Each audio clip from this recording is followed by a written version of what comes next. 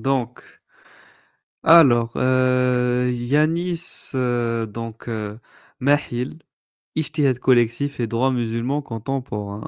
Et bien sûr, on va accélérer la vitesse. Et les gars qui accélèrent la vitesse quand ils nous regardent, il ne faut pas faire ça. Il faut nous regarder en temps normal. Sinon, ça va faire x5. Donc voilà. Donc non, n'accélérez pas. Pour un nouvel entretien qui portera sur l'essentielle question de l'Ijtihad et en particulier de l'Ijtihad collectif. Et pour en parler, j'ai le plaisir de recevoir Yannis Maïl. Très heureux de vous recevoir. Merci d'avoir accepté notre invitation. Merci à vous pour l'invitation. Je rappelle que vous êtes enseignant, chercheur et islamologue, docteur en droit et islamologie. Vous avez soutenu une thèse sur l'évolution de l'herméneutique du droit musulman contemporain. Et vous êtes l'auteur de ce livre, Ijtihad collectif, l'évolution du droit musulman, publié aux éditions El Bourak et préfacé par l'islamologue américain Bernard Freeman. Alors, Yannis Maïl, avant de parler de l'Ijtihad collectif, il faut évidemment commencer par définir ce qu'est l'Ijtihad. Est-ce que vous pouvez nous proposer une définition claire et succincte de ce qu'est cette notion de l'Ijtihad? D'accord, alors déjà, Déjà, dans la phase de construction du droit musulman, Ouais. tu vois, déjà, ça commence bien. Avant de commencer, hein, il faut définir l'ijtihad. La première chose à faire. Bah oui. Très bien, Bah oui, tu es en excellent. train de démarrer sans définition. Contrairement à ce que Mamar a fait, qui n'a pas réussi à définir à la fois. Merci. Merci à Yanis. les auteurs classiques se sont inspirés d'une notion issue des sources scripturaires, principalement de la sunna, de certains hadiths, qui renvoient à l'idée d'effort, de réflexion, d'interprétation, dans l'optique d'extraire des règles juridiques à partir des sources, c'est-à-dire du Coran et de la sunna. Donc ça, c'est en général la définition qu'on retrouve, c'est-à-dire c'est l'effort exercé par le mujtahid, c'est-à-dire le juriste habilité à pratiquer l'ijtihad, pour extraire des normes à partir des sources scripturaires. Et c'est vraiment l'ijtihad, le principe qui permet au droit musulman d'évoluer en fonction des changements spatio-temporels. C'est pour ça, par exemple, que le savant, l'intellectuel musulman indo-pakistanais Mohammed Iqbal définissait l'ijtihad comme le principe de mouvement dans la structure de l'islam. Et donc là, c'est une définition technique de l'ijtihad, puisque le terme a une portée plus générale à la base, mais l'usage a fait qu'il a pris ce sens technique, c'est-à-dire ce sens jurisprudentiel, ce sens de l'effort juridique, en matière juridique.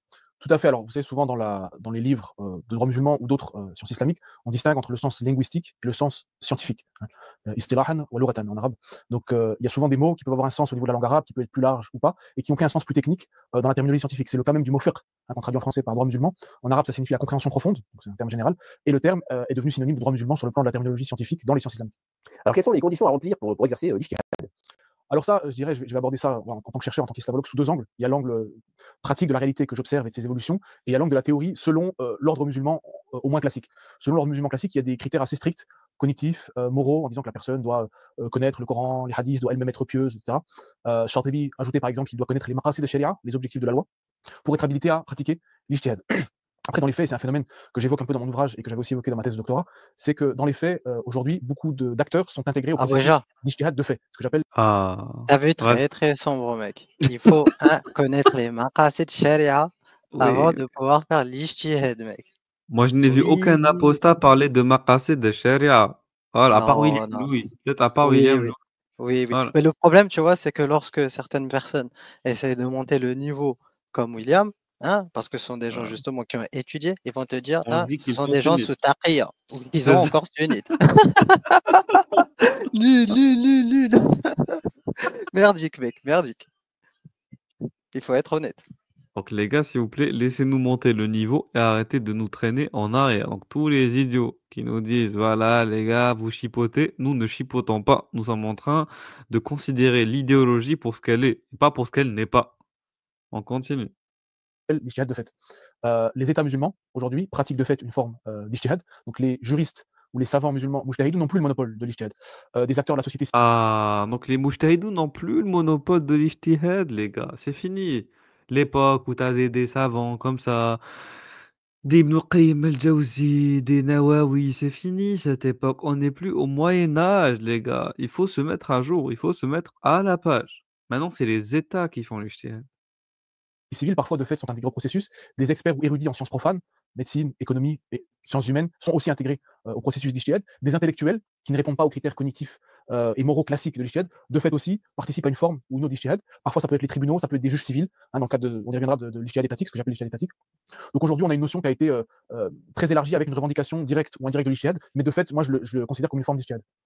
Alors, quelle est la différence entre la charia et le fiqh, finalement, pour bien comprendre ce qui relève de l'un et ce qui relève de l'autre? Alors c'est une grande question parce que les deux termes renvoient à l'idée de droit musulman. Si on revient au droit musulman classique et comme contemporain, je dirais que la distinction, elle est dans l'idée de dire qu'il y a deux compréhensions possibles. Il y a l'idée de dire que la sharia, c'est la loi islamique au sens absolu, dans son idéal absolu, et que le fiqh sera une tentative humaine par les juristes musulmans de comprendre cette sharia et de l'appliquer à un contexte pratique. Donc la sharia a cette dimension absolue, idéale, alors que le fiqh a cette dimension contingente et plus pratique, liée aux circonstances et liée aussi à l'interprétation du juriste.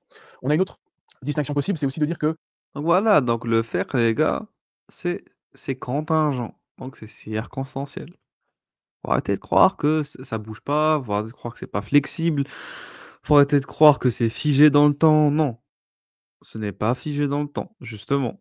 Parce que le fiqh est est une réflexion donc personnelle ou collective qui prend en compte des circonstances spatio-temporelles. en fait, la sharia, c'est l'ensemble des principes absolus, donc le qat'iyat, ou thubut, dans le droit musulman, alors que le fiqh, ça sera donc al-furu', les questions secondaires, al-dhanniyat, les questions ouvertes à l'interprétation. Et donc, encore une fois, une distinction entre la part d'absolu du droit musulman et la part relative. Mais ensuite, il y a des débats sur ce sujet, il y a beaucoup d'autres interprétations possibles. Alors, venons-en maintenant au sujet qui constitue votre ouvrage, qui est l'ijtihad collectif. Donc, on a compris ce qu'était l'ijtihad donc au sens juridique, hein, on reste de toute façon au sens juridique. Simplement, ce qu'on comprend implicitement, c'est que cet ijtihad était individuel au cours des siècles de l'âge classique, de l'islam classique, et progressivement s'est mis en place l'usage. Alors, en réalité, ça, on fait remonter assez loin, mais disons qu'un usage a commencé à s'organiser. Oui, Tu peux juste remettre là qu'on lit là vite fait s'il avait mis dans sa page? ah vas-y. Non, avant. Ah, y a pas mec, je vois pas trop Si, ça. juste après en fait, c'était la page, c'était la seconde d'avant. Là, tu l'as dépassé, il faut revenir, faut avancer, je veux dire. Ça, c'était où là? Il y a La ça, Ouais? il y a que cette page. Attends, moi Qui était l'ijtihad donc au sens juridique, hein, on reste de toute façon au ah sens. Ah c'est là, ça. tu vois? OK. Ah là, c'était le chapitre 3, finalité, enjeu, ijtihad collectif et ijma'. Aïe, aïe, aïe. Raison d'être et finalité de l'ijtihad collectif. Si l'ijtihad individuel était consacré historiquement comme le cadre herméneutique du droit musulman, pourquoi alors développer de nouveaux mécanismes en rupture avec la pratique classique? Ah, très, très sombre, avec une question très, très sombre. En quoi l'ijtihad collectif serait-il un besoin de notre époque? Ben oui, c'est une question légitime en vrai. Oui, bien sûr. Et comme, il y en a, ils vont rétorquer, voilà, nous, on suit les salafs, tout ça, la compréhension des prédécesseurs, et cetera. Et le gars, il te dit non, non, non, non, non, non. Il faut développer un nouveau mécanisme en rupture avec la pratique classique.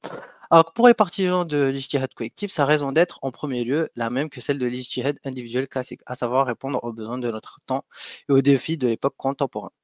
Hassan Hassan dit à ce propos que l'ijtihad collectif a été créé par les juristes contemporains pour faire face à de nouvelles problématiques très complexes. En effet, l'évolution humaine, sociologique, scientifique, technologique et économique amène sans cesse de nouvelles problématiques qui ne trouvent de réponse ni dans les sources scripturaires ni dans la jurisprudence classique. Il s'agit de nouveaux cas qui doivent faire l'objet d'une réflexion pour aboutir à des réponses juridiques contemporaines fidèles aux objectifs et à l'esprit de l'islam. Certains jurisconsultes parlent de nawazil ou waqi'a pour désigner les. Et bon, après, je sais pas, c'est c'est une autre page. Mais voilà, très très Sens juridique. sombre, Régulus, tu vois, il te dit, bien sûr, si on, comme je pense que ça va être sur les sujets de Bitcoin, ce genre de sujet, ça n'existait pas à l'époque. Internet, tout ça, tout ça. Donc les mecs, ils devaient répondre, puisque a priori, ils ont réponse à tout et n'importe quoi. Parce que Exactement. justement, et ça, c'est grâce à qui? C'est grâce à qui? C'est grâce aux juristes qui ont fait du fiqh spéculatif. Exact. Comme Ibn Hanbal, par exemple, tout à fait. Simplement, ce qu'on comprend implicitement, c'est que cet ijtihad. Ah, voilà. Donc, on va lire un peu le chapitre 4, les prémices pratiques de l'ijtihad collectif. La Majalat al-Ahkam al-Aliyya dans l'Empire ottoman. Et Nahdatul Ulama en Indonésie. Le Code civil islamique et égyptien de 1949. L'ijtihad étatique et l'ijtihad collectif. Ensuite, les mécanismes de l'ijtihad collectif, la méthodologie herméneutique, l'institution de l'ijtihad collectif, comité de fiqh et de fatwa, donc comité de fiqh internationaux, comité de fiqh nationaux, comité de fiqh pour les musulmans minoritaires d'Occident, rôle de ces comités. Eh oui, eh oui. Ah, Bouéja, sharia de minorité. Sharia Ah, de des minorité. minorités. Mais c'est pas parce que tu es en minorité, hein, que tu ne constitues pas une majorité. On avait vu ça hein, dans le licite et l'illicite. Tout à fait, tout à fait. Le cas de Dar al-Ifta al-Misriya en Égypte. L'Académie internationale du fiqh islamique, rattachée à l'OCI, l'Organisation de coopération islamique, voilà. Cas de fatwa produite par les comités internationaux de fiqh et limite de l'ijtihad collectif. Voilà, donc un ouvrage bien chargé. était individuelle au cours des siècles de l'âge classique, de l'islam classique. Et progressivement, s'est mis en place l'usage. Alors en réalité, ça, on fait remonter assez loin, mais disons qu'un usage a commencé à s'organiser, à s'institutionnaliser pour donner naissance à ce qu'on appelle l'ijtihad collectif. Donc peut-être vous laissez définir qu'est-ce qu'un ijtihad collectif. Alors, la définition générale part de l'ijtihad traditionnel et lui ajoute fondamentalement, dans le processus d'ijtihad et d'élaboration de la normativité musulmane, des nouvelles normes, la dimension collégiale et collective sur le plan méthodologique. Ouais, ce qui était intéressant par rapport à ça, c'est que pour moi, c'était un cas d'étude dans le cadre d'une réflexion plus large sur comment le cadre herméneutique du droit musulman et comment les méthodes d'interprétation ont évolué à l'époque contemporaine. Pour moi, l'ijtihad collectif est un exemple parmi d'autres de cette évolution, au sens où historiquement, comme vous l'avez rappelé, l'ijtihad était individuel, et on a eu à l'époque contemporaine le développement d'un ijtihad collectif, ce qui est de fait une évolution, une modification du paradigme qui n'est pas négligeable dans le processus. Surtout quand on sait qu'on parle de questions religieuses, d'interprétation de la religion. La religion a, pour ceux qui adhèrent, une dimension sacrée. Ah, Donc, Boja, ce n'est pas une question. tu vois, on est dans un nouveau paradigme. Donc, il y a des gens qui réfléchissent hein, dans l'ancien paradigme, qui sont à côté de la plaque, mec. À côté de la plaque. Ouais. Il va falloir se mettre à jour, comme j'ai dit tout à l'heure.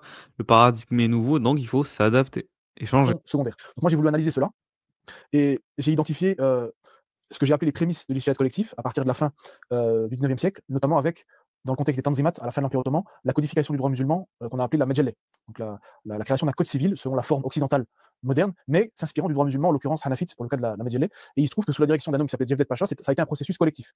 Donc certains auteurs ont identifié ça comme le début de l'ijtihad collectif. Moi, je les considère comme un prémisse parce qu'ils ne se revendiquaient pas Ah, directement de Boja, cette notion. Ensuite, il y avait un autre.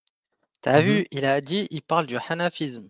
Et qu'est-ce qu'on avait vu avec notre tir, hein, Sohaib bin Shir, il avait dit Mhm. que le mu'tazisme et le hanafisme laissaient plus de place à la réflexion personnelle hein, Oui, et restreignaient la base textuelle, scripturaire. c'est ça, exactement.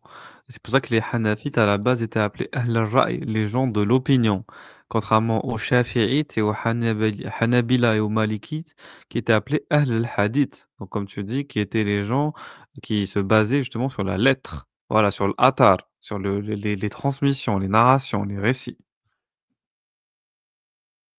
Un auteur qui s'appelait assyrien, qui s'appelait Rafiq Bey, début du XXe siècle, qui parlait de qada al-fard qada al-fard wa qada al-jama'a, donc de l'exercice judiciaire, on va dire, individuel et collectif. Donc il me semble, la première fois que l'idée de d'ijtihad collectif était mentionnée. Certains ont promu l'ijtihad collectif sans nécessairement utiliser le terme. C'est le cas de Mohamed Iqbal. De fait, il disait que la seule façon de répondre aux énormes défis de l'époque contemporaine, c'était de développer un ijtihad collectif. Notamment, lui, il parlait du rôle des parlements musulmans dans cette production-là. Même si Mohamed Iqbal voyait aussi les limites d'une telle entreprise en disant mais le problème c'est que tous les membres de ce parlement-là ne seront pas connaisseurs des subtilités du droit Ah, musulman. déjà, Donc il faisait la promotion de quelque chose. t'as Oldie P là qui dit mais ça change quoi au final en ce qui concerne le texte coranique explicite et les hadiths. Mais encore une fois, c'est comment tu définis explicite. Les mecs ils te Exact, disent que pour eux c'est pas explicite en fait, tout simplement. c'est ça. Donc C'est donné, c'est pas qat'i. oui, Tout c'est simplement. idéologique tout ça, bien sûr que tu peux prendre un texte, tu peux toujours le prendre au sens littéral. Mais encore une fois, pourquoi on accepte pour certaines personnes hein, qui puissent réinterpréter leur texte et le revoir à une certaine sauce hein, et pas à d'autres? C'est ça la question.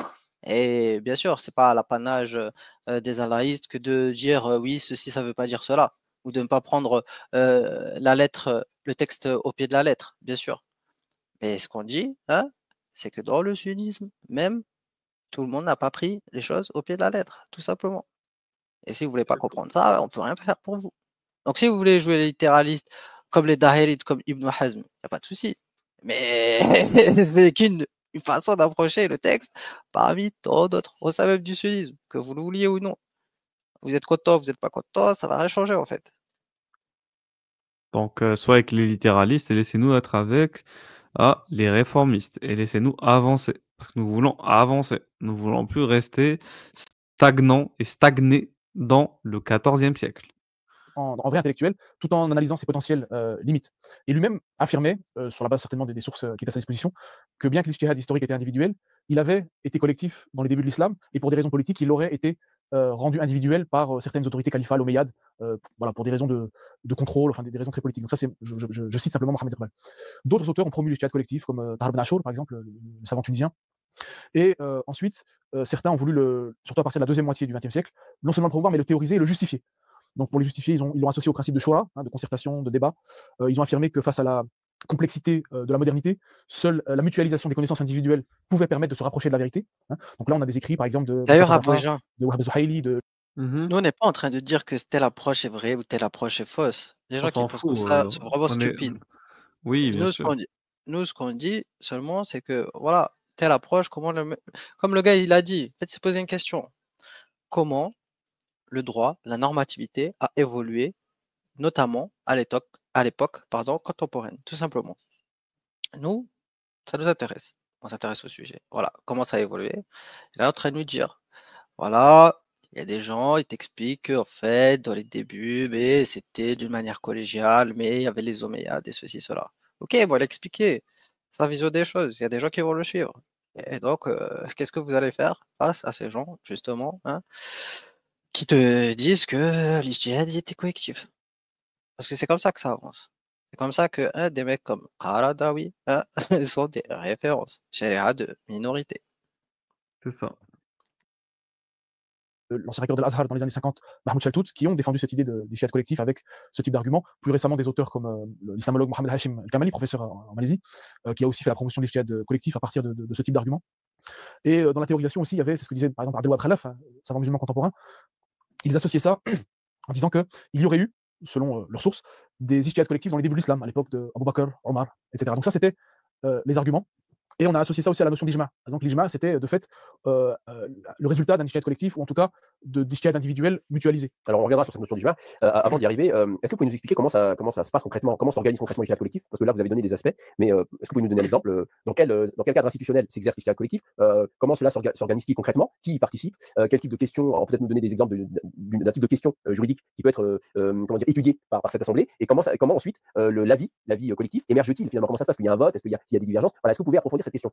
Ouais, alors je vais y revenir. Donc moi j'ai un chapitre dans le livre que j'appelle l'institutionnalisation de l'ijtihad collectif, qui s'est faite principalement à partir des années 60, avec le premier comité de fiqh, donc, qui était né au Caire, dans un contexte national, mais qui avait aussi une vocation internationale. Et cela faisait suite à des appels théoriques dès le début du XXe siècle à justement la constitution de fait d'un ijtihad collectif à travers des congrès musulmans internationaux. C'est notamment ce qu'avait appelé de ses voeux l'intellectuel musulman russe tatar Ismail Gaplinsky, qui avait appelé à la formation d'un congrès musulman universel, et un commentateur égyptien qui avait analysé la question du congrès musulman universel disait Abouja, qu'on pourrait arriver à, on y reviendra. Mhm. t'as vu, les Tatars sont impliqués. Tu vois, ça me fait penser à Oui, Altaparo. oui. Voilà, Ah, ce sont des gens comme ça qui vont venir faire la badia, mec. Ils vont venir tout révolutionner. c'est ça, c'est ça. Il suffit d'une personne pour tout changer. Bravo. Plus tard, à un ijma contemporain, avec la notion ijma sukuti, c'est-à-dire c'est l'idée qu'il y a un consensus. Donc voilà les gars, donc arrêtez de vivre dans les ijmas du XIIIe siècle, du XIIe siècle, du Xe siècle, du XVe siècle. Il y a des ijmas contemporains, il y a des consensus contemporains, issus d'un ijtihad collectif. Et ce sont des ijmas sukuti. D'une majorité et s'il y a le silence des autres, Par consentement ou implicite, quoi. en disant que l'avis minoritaire qui émergerait de ce congrès devrait simplement être considéré comme restant sous silence. Et donc, on pourrait donc à la fin considérer la décision du congrès musulman universel comme ayant le statut d'ijma au sens du droit musulman. L'intellectuel musulman syrien Abdelrahman al-Kawakibi. Voilà, donc si t'es minoritaire, ben tu restes sous silence. Comme ça, on arrivera à un consensus. Parce que sinon, on va pas s'en sortir, les frères. On ne va pas s'en sortir. Donc si tu as un avis minoritaire, tu restes sous silence. Chut, tais-toi. Comme ça, on arrivera à créer un consensus. Un consensus. Merci, merci, merci. Ya Rabak. Et là, tu vois, Kawakibi, mec. Qui Voilà. parle de Kawakibi? Moi, je peux vous dire que Mohamed Bajrafil a parlé de Kawakibi. Mais vous, est-ce que Kawakibi. vous parlez de Kawakibi? C'est ça la question. Aucun apostat ne parle de Kawakibi. Personne, personne. Voilà. Il y On avait aussi la s'intéresse toujours à des choses secondaires, aux branches, aux furu'. Vous voulez pas mais de revenir ces au usul. ce type de congrès. Et ensuite, ils se sont institutionnalisés soit au niveau national. Beaucoup de pays ont leur propre comité national qui pratique un ijtihad collectif, en Égypte, au Maroc. Qui les met en place? Est-ce que c'est l'État ou est-ce que ce sont je sais pas, des groupes de savants, des juristes? Alors, vous avez les deux cas de figure. Parfois, c'est structuré par l'État, dans l'idée d'avoir un certain ordre et une certaine verticalité. Et vous avez aussi parfois des organisations de savants musulmans au niveau de la société civile qui vont créer ce type de structure, ce qui existe aussi. Et on a une des structures sur laquelle j'insiste beaucoup, qui pour moi est la plus importante au niveau international, qui est l'Académie internationale de fiqh islamique, le Majma al-Fiqh al-Islami al-Douali, qui a été créée dans les années Qui connaissait l'Académie internationale du fiqh et islamique? Maintenant, vous la connaissez. منظمة التعاون الإسلامي ومجمع الفقه الإسلامي الدولي. Voilà, en arabe. Merci. Merci. Ne me remerciez pas, c'est moi qui vous remercie. Voilà. Donc, c'est un organisme scientifique international et un organe subsidiaire de l'Organisation de la coopération islamique, l'OCI. Abu Jah, Ah, oui. là, il y a Nana Nature qui dit: «Je ne suis pas d'accord, ce qui est écrit». Mais encore une fois, c'est pas ce qu'on dit. S'il vous plaît les gars, s'il vous plaît, comprenez ce qu'on est en train de vous dire. Vous, vous dites: «On attaque le sunnisme». Mais comme on a vu, hein, dans le live, avec le mec là de l'OTAN, hein, qui a écrit l'approche militaire, il a dit: «Il faut bien définir l'ennemi». Si vous dites, vous, dans le sunnisme, qu'il n'y a que des littéralistes, bah, je sais pas, vous êtes à côté de la plaque, je comprends pas. C'est une question de rigueur. Soyons un peu rigoureux, voilà, on présente les trucs, et une fois qu'on aura bien analysé tout ça, on aura bien défini, eh ben, on pourra apporter les bonnes réponses et les bonnes solutions. Mais si déjà on définit pas bien l'ennemi, comment vous voulez avancer? Moi, je comprends pas en fait. On va droit dans le mur, c'est pas possible. Exactement. 80 par l'Organisation de la coopération islamique qui, comme chacun sait, représente l'ensemble des pays musulmans. Tous les États musulmans sont membres de cette structure. Donc de manière organique, ce comité de fiqh est rattaché à l'ensemble des pays musulmans, ce qui lui donne non seulement une dimension internationale, mais qui fait que parmi ses membres, vous avez des juristes et savants musulmans, non seulement de tous les pays musulmans, même de certains pays où ils sont minoritaires, mais en plus qui appartiennent à des courants et des écoles juridiques très variées. Ce qui est aussi une nouveauté dans le contexte de l'ijtihad collectif, c'est que souvent on est dans le dépassement d'une seule école juridique, et on est plutôt dans la logique de talfiq, ou de ce que certains appellent l'ijtihad al-intiqai, l'ijtihad sélectif, qui vont puiser dans l'ensemble des écoles juridiques et même au-delà pour essayer de trouver des avis plus conformes au contexte et aux besoins modernes. Et ce, malgré les différences de méthodologie, de sources du droit retenues par les différentes écoles. Donc ça c'est intéressant. Est-ce que ce comité de fiqh que vous venez de citer a produit un certain nombre d'avis voilà, qu'est-ce que vous pouvez nous dire Alors, ils produisent énormément d'avis chaque année. Vous avez des assemblées, des décisions. Par exemple, il y avait des questions, pour donner quelques exemples pour illustrer, sur est-ce que le don d'organes est licite ou illicite. Donc ça, c'est une question effectivement qui n'existait pas il y a 14 siècles. La question de la zakat des entreprises, parce que par l'évolution et la complexification non seulement de l'économie, mais aussi du droit, aujourd'hui, on n'a pas simplement des personnes physiques qui sont assujetties à la zakat, donc cet impôt dans le droit musulman, cet impôt solidaire issu du droit musulman, mais vous avez aussi les personnes morales. Donc là, on a une nouvelle catégorie juridique qui est de fait une sorte de fiction juridique. Une fiction juridique. Ah. Tu dois payer, ne t'inquiète pas, on te fera payer. Personne morale, personne physique, tu paieras la zakat, ça le merde. Voilà, il faut payer, paye.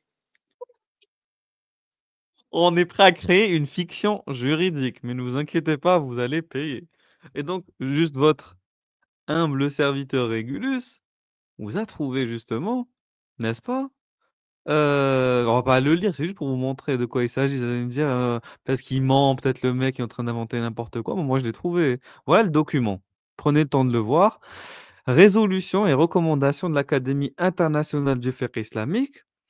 Organisation de la coopération islamique, donc l'OCI. Traduction française, l'édition arabe. Elle est récente, donc c'est la 2e édition de 2022. Donc c'est l'une des plus récentes. C'est magnifique, c'est traduit, tu vois, on n'a pas besoin de En ChatGPT. plus, c'est bien écrit en plus. Regarde, belle police d'écriture.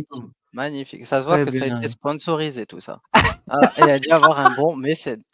Merci. Un bon mécène. Merci. Merci aux Saoudiens, merci aux Qataris ou merci à que sais-je, mais merci.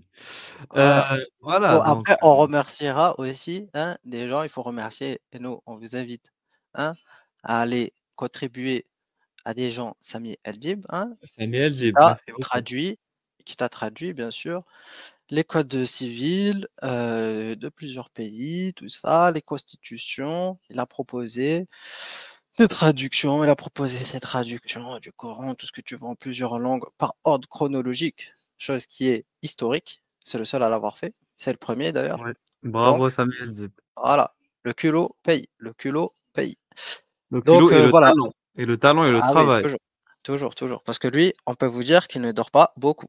Voilà, il ne dort pas beaucoup. Contrairement à certains. Donc, et s'il vous plaît, réveillez-vous, les frères. Donc on va pas se mater les 700 pages, on va juste voir le sommaire. Regardez ce qu'il y a comme sujet abordé dans le sommaire. Déjà, les terres agricoles, les terres que n'aimait pas Mohammed, eh ben, elles sont abordées, ces terres non agricoles. La zakat des biens immobiliers et des terres non agricoles louées. Ah.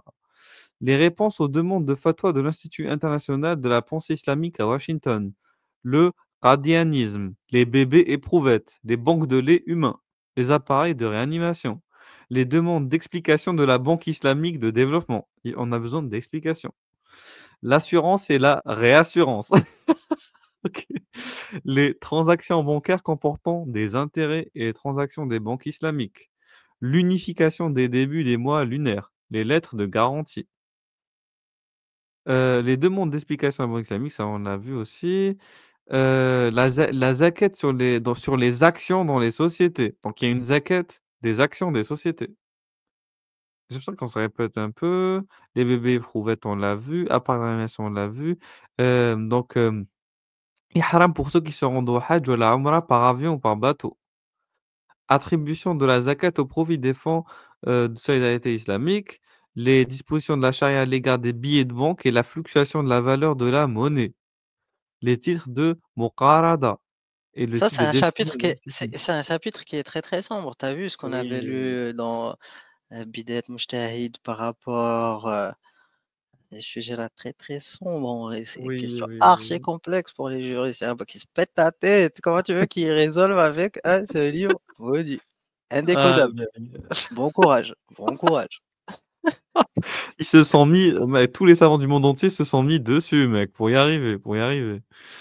Ensuite, donc voilà, il y a le Muqarada, le Baha, mec, il y a aussi l'indemnité du droit au bail ou pas de porte. Ah, la transplantation d'organes d'un corps humain vivant ou mort au profit d'un être vivant. L'expropriation pour cause d'utilité publique. On va t'exproprier pour l'utilité publique. L'indemnité, voilà, ça j'ai lu. La vente de la marque commerciale et de la licence. Le bahaïsme, ça c'est un courant, donc on va dire hérétique de l'islam. Le projet de vulgarisation du fiqh, comme on le fait nous. Le projet d'encyclopédie du fiqh économique. Le projet de l'encyclopédie des maximes du fiqh. Qui vous a parlé des maximes du fiqh, si ce n'est Régulus? Et d'ailleurs, on fera un live consacré aux maximes de fiqh.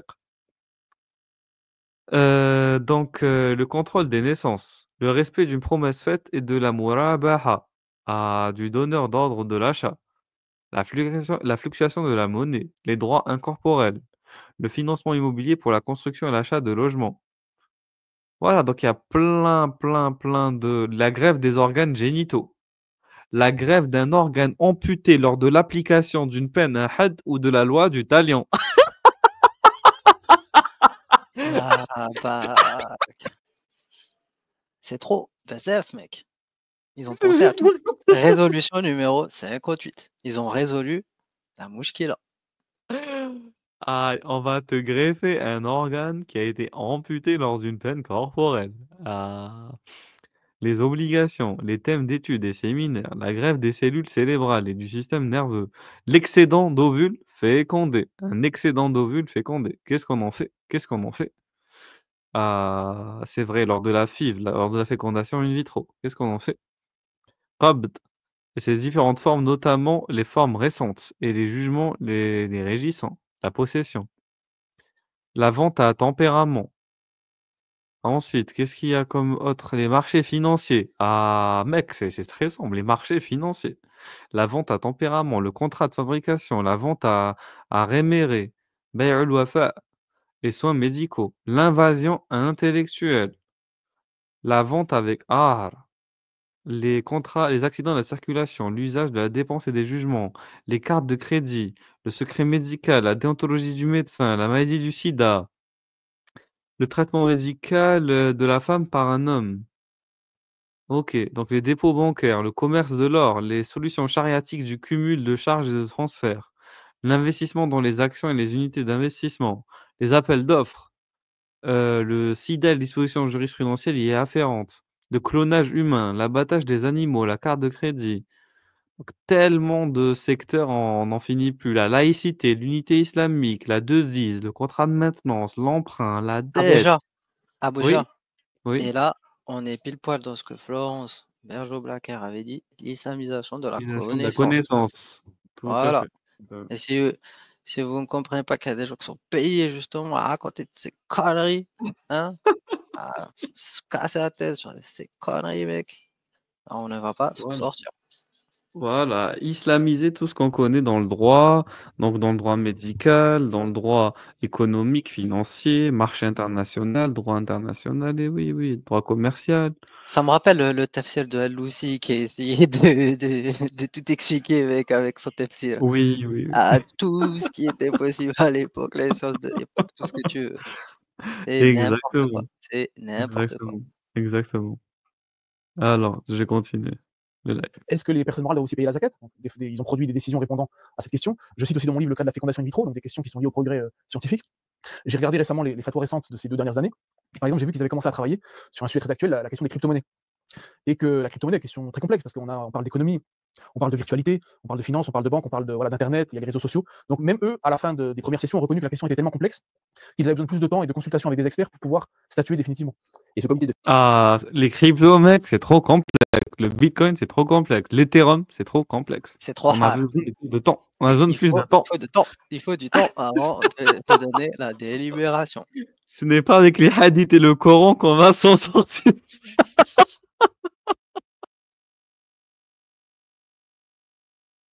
Ya Jeddak, vous comprenez les gars, c'est que ça me fait rire. Est-ce que Ibn Hanbal, il aurait pu régler la question des bitcoins? Est-ce que Shafi'i aurait pu régler la question des bitcoins?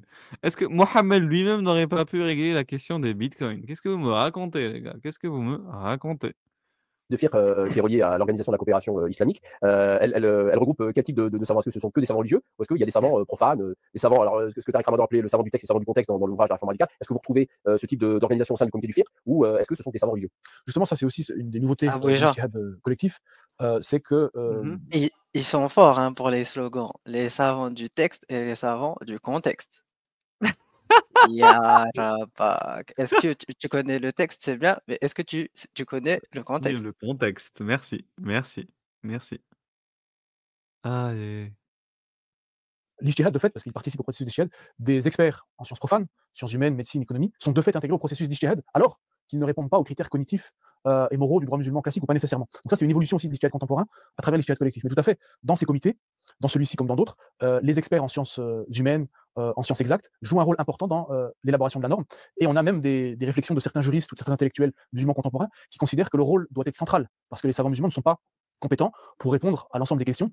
Je pense à quelqu'un comme le juriste marocain Ahmed El-Khamlichi, qui a beaucoup insisté sur le rôle de ces experts dans l'ijtihad collectif. Il insisté notamment aussi sur l'importance d'inclure les femmes érudites. Merci aux savants marocains. Merci aux savants marocains. Merci, Erhi. Merci, Erhi marocain. Merci, le Maghribi. Merci, monsieur Khamrichi. D'introduire les femmes. Ce processus. Donc là-dessus, il y a vraiment aussi une réflexion très très intéressante et une évolution de l'ijtihad par l'intégration de ces savoirs profanes. Et comment ça se passe? Par exemple, une question est posée, est-ce que les savants profanes font une espèce de briefing pour informer les jurisconsultes, c'est-à-dire les juristes musulmans qui sont dans l'Assemblée, pour les informer, pour leur expliquer, voilà, et ensuite ces jurisconsultes, sur la base de ces explications, procèdent à un examen et à une prise de décision ou une position juridique, ou est-ce que dans la position juridique elle-même, les savants profanes interviennent également?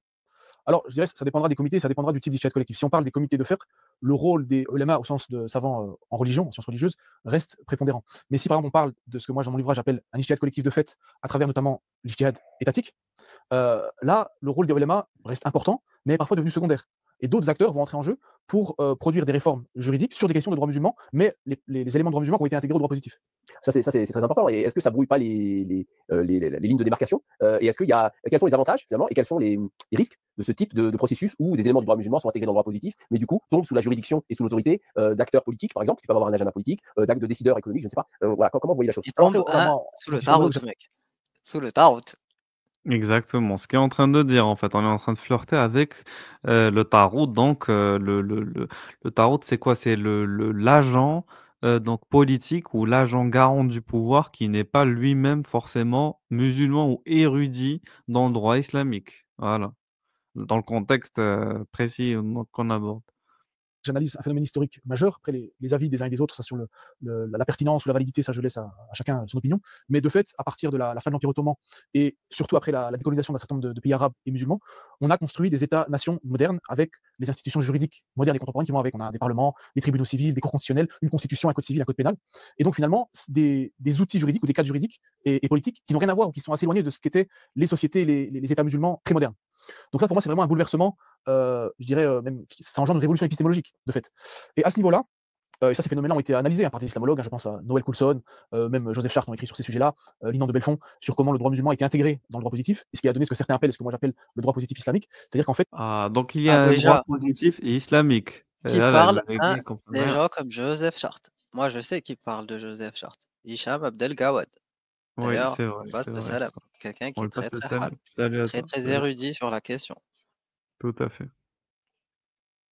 on a Donc, comme il a dit, il y a un nouveau droit positif qui a intégré donc des éléments de la charia et du fiqh islamique qui s'appelle le droit islamique positif qui est justement adopté par de nombreux pays musulmans. intégré l'islam dans le droit positif moderne. Donc souvent, dans la plupart des pays arabes, ça se réduit souvent au droit de la famille, mais pas que. Par exemple, au Maroc, vous avez le Moudawana al-Huquq al-Aïniya, donc le code de droit réel, donc sur le droit de propriété, etc., qui s'est énormément inspiré du fiqh malikite, mais pas que, aussi d'autres écoles juridiques, hanafites, etc. Et vous avez des pays même qui s'inspirent, et même beaucoup de pays, par exemple, s'inspirent encore en partie du droit pénal islamique traditionnel dans certains aspects, même si le droit pénal a largement été sécularisé dans la plupart des pays musulmans. Et donc après, la question, c'est comment on fait lorsqu'on doit réformer cette loi, lorsqu'on doit la faire évoluer, parce qu'on est dans du droit positif, mais en même temps basé sur le droit religieux, sur le fiqh. Et je vais donner un exemple qui est celui d'Égypte. On sait que l'article 2 de la Constitution égyptienne dit que la charia est une source essentielle du droit. Mais donc ça veut dire que si une loi est votée et qu'elle est jugée contraire à la charia, ça veut dire qu'elle est anticonstitutionnelle. Mais pour juger de son anticonstitutionnalité, ça va passer par la cour constitutionnelle égyptienne, mais qui elle-même est une cour de juges civils. Ce ne sont pas des ulémas. Et donc là, quand on analyse la jurisprudence de la cour constitutionnelle égyptienne, c'est très très intéressant. Et là, je renvoie aux travaux de Intisar Rab, par exemple, qui est professeur à Harvard, ou de Baudouin Dupré au niveau francophone en France, qui ont analysé ça. Et donc on voit par exemple que des fois, ils n'osent pas parfois vraiment analyser. Donc ils vont parler des maqasid de sharia, parce que c'est assez large et extensif. Ils vont parler des thawabit ou al-mutaghayirat. Donc est-ce que ça relève de ce qui peut être changé ou pas? Donc on voit que finalement, il y a. Très très saut, mec, très très saut. Des tawabit, c'est en gros ce qui est tabith, c'est ce qui est solide, c'est ce qu'on appelle le socle, c'est la constante, voilà, c'est la constante. Et le mutaghayyirat, at-taghayyur, c'est le changement, c'est ce qui peut être changé. Donc ils vont essayer de voir là où il y a le changement, voilà, et ils vont aller à fond dessus. Et ils vont faire appel au maqasid de sharia, l'esprit de la loi, pour essayer de réformer. Yes. Ça. Et oui, parce qu'on n'a pas le choix, les gars. Il faut penser en mode pirate. On peut pas. Ces textes-là, ils sont datent de 1400 ans, de 1200 ans, de 1000 ans. Donc on peut pas se permettre un peu. Soit on les abandonne, soit on les modifie, ce qui est complexe, ou soit on essaie de les réinterpréter ou de diminuer leur importance ou de ne pas les prendre au pied de la lettre. Atténuation de la norme juridique. Voilà, Ça a toujours merci existé. beaucoup. Merci. Ça a toujours Atténuation de la existé. norme juridique. Voilà, Voilà, on remercie Sami El Atténuation c'est de ça. la norme La norme juridique. juridique. Un équilibre qu'est-ce que les pays essayent de trouver à ce niveau-là, qui est assez subtil et qui n'est pas toujours évident. Et on a des catégories qui ont émergé, qui ont été analysées par exemple par le sociologue marocain Mohamed Mouakit, qui parle des juristes positivistes musulmans. C'est-à-dire au sens, c'est en fait des spécialistes de droit positif, mais qui de fait sont aussi spécialistes d'aspects du droit musulman intégrés au droit positif. Oui. Et donc là, on aura les parlements, des responsables politiques qui vont participer au débat, à l'ijtihad de fait, la société civile, des organisations conservatrices comme libérales. Et donc là, ça devient un phénomène très intéressant à observer en tant que chercheur, mais qui bouleverse complètement l'ordre traditionnel de l'ijtihad et le centre de l'autorité traditionnelle de dire le droit et de produire le droit. Ça, c'est très important ce que vous venez de dire, parce que finalement, il y a un déplacement du centre de gravité de l'autorité. L'autorité ne repose plus entre les mains des fuqaha, des juristes, de ceux qui interprètent la loi islamique, mais elle se déplace vers d'autres espaces, d'autres centres, des centres de pouvoir, des centres de la société civile. Vous évoquiez aussi, là récemment, il y a eu la discussion sur le code de la famille au Maroc, justement, et on avait vu un comité de savants marocain, justement, qui exprimait ses réserves et même sa critique de certaines dispositions qui ont été adoptées, je crois, par le Parlement. Est-ce que je pense que vous avez dû certainement suivre ces débats-là? Qu'est-ce que vous pouvez nous dire justement, ça permet d'actualiser, d'inscrire cette thématique que nous abordons aujourd'hui dans le cadre de l'actualité. Qu'est-ce que vous pouvez nous dire sur ces débats et ces tensions qu'il y a eu entre les comités de savants marocains et les dispositions qui ont été prises par rapport à ce code de la famille au Maroc? Alors moi, parce que moi j'avais beaucoup analysé le cas de la réforme de la Moudawana au Maroc en 2004, et d'ailleurs je le cite dans l'ouvrage sur l'ijtihad collectif, et ce qui était intéressant, c'est qu'il y avait eu un processus initié par le roi du Maroc, qui selon l'ordre constitutionnel marocain interne a le statut d'Amir al-Mouminin, de commandant des croyants, qui joue un rôle sur les questions religieuses, mais en même temps il y avait le Parlement, il y avait les partis politiques, et il y avait la société civile dans sa diversité qui avait été intégrée au processus, et dans la Moudawana de 2004, on restait dans ce que les islamologues ont analysé, Noël Coulson, Noël Hallar, dans globalement ce qu'on appelle le talfiq, ou le takhayyur, ou ce que certains appellent l'ijtihad al-intiqai. Est-ce que vous pouvez proposer une traduction de ces différents termes techniques? En gros, donc moi je parlais de l'ijtihad on parle de la traduction, c'est l'ijtihad sélectif. Et à ce niveau-là, donc c'était l'idée de dire qu'on va chercher des avis dans la pluralité des écoles, même on va dire, voilà, même si on est un pays malékite, on va prendre un avis de l'école hanafite, même un avis très Ah, même un avis très minoritaire, et minoritaire. même prendre des avis qui sont contraires ou différents des 4 écoles connues, chez par exemple des compagnons du prophète qui avaient un avis isolé, ou alors des tabi'in, des Ah, on va prendre des avis isolés, mec, chez des compagnons, chez des tabi'in, Ah, des avis oui, minoritaires, mec. d'autres écoles. Oui, mec. On va ratisser large, large.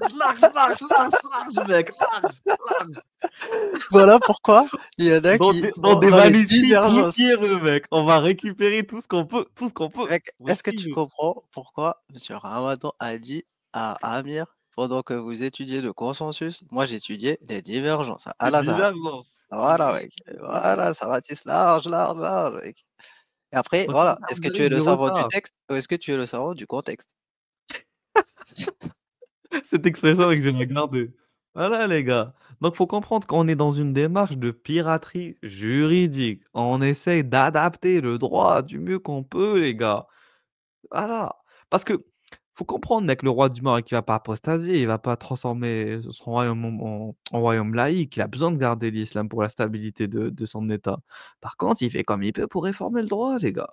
Et si pour ça, on a besoin de fouiller dans des avis très anciens, très isolés, on le fera. On le fera. Il n'y a pas de souci. On ira très loin pour y arriver. successeurs, ou alors des écoles juridiques, hein, comme l'école de Aouzaï par exemple, ou les Zahirites, qui ont disparu, mais qui étaient considérées comme des écoles juridiques valides à une époque. Voilà, on va même ressusciter des écoles disparues. Même s'il faut ressusciter les Hazamites, on ressuscitera les Hazamites. Il n'y a pas de souci. Nous voulons juste Il n'y a pas réformer le de droit. souci. Ah oui, mec, oui. On va ressusciter à l'époque des Barawata. On va vous sortir un Coran de 80 sourates. Vous allez être choqués. Exactement. Époque, on va prendre des avis minoritaires chez eux, qu'on va intégrer dans la loi. C'est comme ça, par exemple, voilà, on a pris pour la loi sur le divorce en Égypte, à un moment donné, dans d'autres pays, on a repris des avis d'Ibn Taymiyyah, hein, sur le triple divorce. On a repris. L'héritage est une question qui revient souvent. L'héritage de l'héritage. Tout à fait, l'héritage qui Ah, revient déjà, souvent. Et l'évolution par rapport à ce que j'ai su. Oui. il y a tout et rien qui dit, y a-t-il consensus sur le fait qu'il n'y a pas de consensus sur le consensus? Oui, effectivement. On a Exactement. vu C'est avec ça. Abu Layth que no ijma on ijma. C'est pour ça Exactement. que depuis le Exactement. début, no ijma on ijma. Ça, c'était depuis le début. Il faut aller voir les lives qu'on a fait sur le ijma, notamment avec Abu Layth, qui est un scholar, hein, et qui a étudié et qui a posé des questions très compliquées à Yasser Qadi, avec des gens qui ont transpiré. Yanis qui a montré la couille dans Ah la oui, soupe, there mec. is hole in the narrative. There is holes in the narrative. Il y a des trous voilà, dans le narratif, les frères. Il y a des trous, il y a des problèmes. Il y a des Il y problèmes. a que des problèmes. Donc, il y a des gens qui transpirent. Voilà, qui transpirent. Comme à l'époque de l'imam Malik.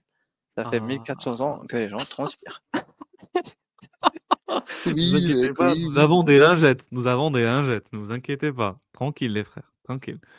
Et mec, il y a Eudif qui dit du cookie de la résurrection des Mu'tazilites à l'Edo Tensei. Oui, oui, on va invoquer les Al-Ma'moun avec Edo Tensei, avec la technique de l'Edo Tensei, pour que le Coran devienne makhlouk. Il n'y a pas de souci.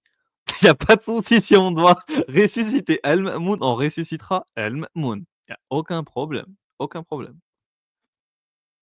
Suivi des débats au Maroc actuel, c'est qu'on est en train de passer plutôt d'un ijtihad sélectif à ce que Noël Coulson appelait le néo-ijtihad, où finalement on est dans un. On souhaite toujours se revendiquer. Ah, on a même fait un néo-ijtihad, les gars. Donc, faut suivre, les gars. On a même dépassé l'ijtihad sélectif. On est dans le néo-ijtihad. Et là, vous me parlez de Nawawi, vous me parlez de Ibn Qudama, vous me parlez de Ibn al-Jawziya, al-Maqdisi. Non, les gars. Là, on est très, très loin. On est dans un néo-ijtihad. Néo-ijtihad. L'ijtihad et d'un cadre qui resterait dans l'ordre de l'islam, mais en sortant un peu du cadre des avis des écoles juridiques et du fiqh historique et traditionnel. Et qui a la main dans ces avis? Parce que ce ne sont plus les juristes, du coup. Ah oui, tout à fait. C'est-à-dire que là, comme Ça, je c'est disais, important. C'est quand on parle d'ijtihad, c'est corrélé étroitement à la notion de juriste. Oui. De juriste musulman. Ouais. Mujtahid, faqih, etc. Là, c'est plus le cas. Donc, est-ce qu'on est encore autorisé à parler d'ijtihad au sens religieux? Bah, c'est-à-dire que si on parle d'un point de vue religieux islamique, forcément, il y aura toujours une volonté de catégoriser et de fixer des limites et des garde-fous. Mais moi, en tant que chercheur qui observe ce qui se passe, je constate que de fait, les fuqaha mujtahidoun ont perdu le monopole de l'ijtihad et que d'autres acteurs se sont appropriés l'ijtihad et que chacun forcément essaiera de maximiser son rôle. Par exemple, dans le cas de ce qui se passe dans différents pays musulmans, les ulama essayent de maximiser le rôle dans ces réformes-là. Et donc, par exemple, parfois ils sont simplement consultés, parfois ils ont un avis qui est beaucoup plus important. Par exemple, en Égypte, Al-Azhar ou le Dar al-Ifta, al-Masriya, sur certaines questions, ont plus qu'un avis consultatif. C'est-à-dire que leur avis est pris en compte. Au Pakistan, vous avez un haut comité de savants qui a un statut constitutionnel. Et donc, on voit au chapitre de manière assez importante sur les lois qui sont adoptées. Donc, ça va dépendre des pays et chaque acteur va vouloir maximiser sa place. Donc, le pouvoir et l'influence des fuqaha est parfois institutionnalisé dans le droit positif et parfois il ne l'est pas. D'ailleurs, à part le Pakistan, est-ce que vous connaissez d'autres pays où justement, soit des structures, des comités, soit des acteurs qui viennent de ce monde-là, sont intégrés dans le dispositif moderne de législation? Est-ce que vous connaissez d'autres pays? Ouais, bah même par exemple, notamment sur toute la question de la finance islamique, en Malaisie, vous avez des lois qui réglementent et qui régulent tout ça avec les ulémas ou les experts dans le domaine de la finance islamique qui ont un statut pour pouvoir participer au processus législatif et à la régulation du phénomène de la finance islamique à travers notamment la Banque centrale. Donc là, ça a été vraiment encadré et centralisé.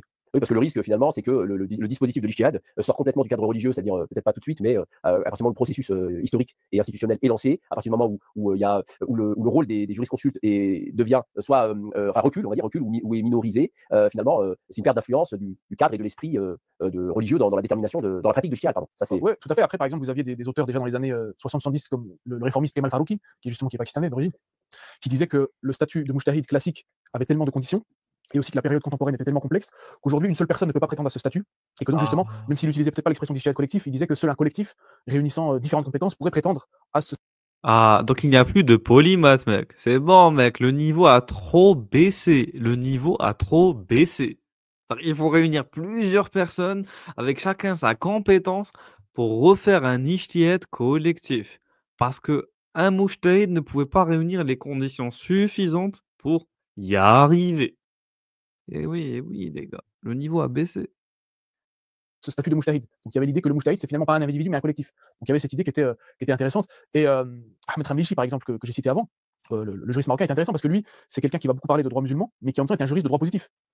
Donc de fait, vous avez des juristes de droit positif qui se retrouvent aussi mêlés à des questions de réforme et d'interprétation du droit musulman, parce que le droit musulman et le droit positif se sont fusionnés sur certains aspects, selon la loi. D'autres aspects ont été partiellement ou complètement sécularisés. Alors vous parliez tout à l'heure de ces institutions ottomanes qui sont devenues après du code civil moderne, j'ai oublié le nom. Ouais. Voilà, on dit souvent aussi, alors je ne sais pas si c'est vrai, parce qu'il y a parfois des légendes qui se créent, que Napoléon, quand il partit en Égypte, aurait été influencé par le droit musulman local, et donc Napoléon est fondateur du code civil français moderne. Donc je ne sais pas si cette influence est avérée ou si elle relève du mythe. Voilà, donc, donc je voudrais qu'on aborde maintenant la question finalement une question qui est centrale dans notre ouvrage, qui est la question de l'ijma, et donc des relations entre cet ijtihad collectif et l'ijma. Alors pour commencer, bien évidemment, une définition, ou plusieurs définitions. C'est quoi un ijma? Qu'est-ce que vous pouvez nous dire là-dessus? Alors, l'ijma, en fait, on traduit par consensus, c'est l'idée que le consensus est à la fois une source du droit musulman, donc ça a été catégorisé dans les usul al-fiqh comme la troisième source. On en profite, est-ce que vous pouvez nous rappeler brièvement quelles sont les différentes sources du droit musulman? Donc selon les usul al-fiqh, même si ça peut varier d'une école à l'autre, il y a consensus sur le fait que, ou quasi consensus justement pas, la première source c'est le Coran, la deuxième la Sunna, la troisième le consensus. Donc il a consensus, après il s'est rectifié, il a dit quasi consensus, parce qu'il Ou est quasiment pas, doublé, justement. ou Tu vois. quasiment pas, justement. No Il ijma, a on rien, ijma. il a rien Voilà. de ce qu'il a dit lui-même, tu vois, il s'est rétracté. Il a rien avec la rien. J'ai l'impression, tu sais, c'est un peu comme Aïb el-Hajj lorsqu'il a dit Waraqa ibn Nawfal. Après, Radiyallah. après, est-ce Voilà. qu'il le dit? Je le dis pas. Et il a dit oh oui, je peux le dire parce que il était considéré par certains comme quelqu'un qu'il faut Respecter, respecter et ouais, faire les éloges. c'est ça. l'ijma. Ensuite, c'est ce que moi j'appelle les outils rationnels, donc c'est le qiyas, raison par analogie. Et ensuite, ça peut varier, mais vous avez notamment l'istirsan, on traduit par préférence juridique, les masalih al-mursala, notamment dans l'école malikite, c'est l'idée de prendre en compte l'intérêt particulier ou l'intérêt général dans la production Régulus. normative. Et après, vous avez aussi les sources secondaires. Apistazo qui dit qu'ils sont pas fous et que l'alaïsme est l'instrument politique le plus puissant jamais inventé, plus puissant que le communisme et que toute autre idéologie. Ah oui, Ça se défend, parce que eux sont dans la gestion de la barbarie depuis 14 siècles. Exactement, je suis d'accord. C'est ça le problème, c'est que tant qu'on comprend pas que c'est la gestion de la barbarie, on est à côté de la plaque. Parce qu'il y a des gens, justement, qui cherchent à instaurer la barbarie. C'est ça le problème, c'est ces gens-là qu'il faut stopper en réalité. Il y a des gens comme mentalité barbarie, mec. Je viens, je casse tout. Je casse tout, mec. Je viens, je te fais le rappel. je viens, je rentre chez toi. Ouais, les tarés, les mercenaires, les sauvages. Ah là, al-Babari, je te file la charia chez toi, parce que tu n'es pas serf. Alors que, mais c'est un truc de fou, hein. Alors que tu vas avoir des versets qui te disent qu'il faut pas espionner, tout ça, Oui, oui, oui. Faut pas hadith, tout ce que rentrer les tu gens veux. sur leur avis, etc. Mais Mais, al-Babari, il s'en fout. mais le Il s'en mec, fout. quand même, non, au nom de ordonner le bien et condamner le bien. Ah, Voilà, donc c'est une question d'idéologie, en fait. c'est ça. Là, ils s'en foutent, mec. Parce que dès que tu rentres dans certaines idéologies très très sombres, takfiri, ça y est, mec, c'est très très C'est sombre. fini ici. En fait, tout dépend des. En fait, le Coran, voilà, a plusieurs maximes, un peu des ordonnances juridiques et même des ordonnances théologiques, quelque part, voilà, liées, juste morales. Liées, par exemple, comme Amr ma'ruf nahy anil munkar. Donc, ordonner le convenable et interdire le blâmable.